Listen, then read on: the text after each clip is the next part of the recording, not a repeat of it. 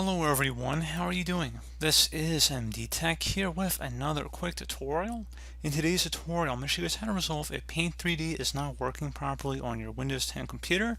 So this can definitely be an annoying issue, and in today's tutorial, I'm going to show you guys how to hopefully resolve it.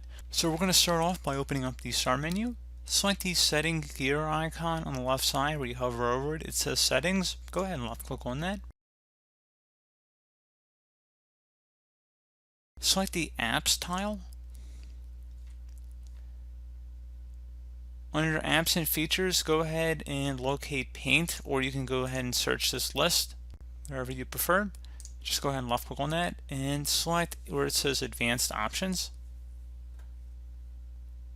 Scroll down, and where it says Reset, if this app isn't working right, reset it. The app's data will be deleted. Go ahead and select the Reset button.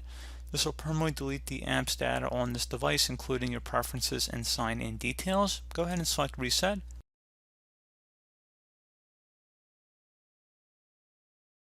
And once you have a check mark next to the reset button, you should be good to go. I would recommend restarting your computer, and then hopefully that should be about it.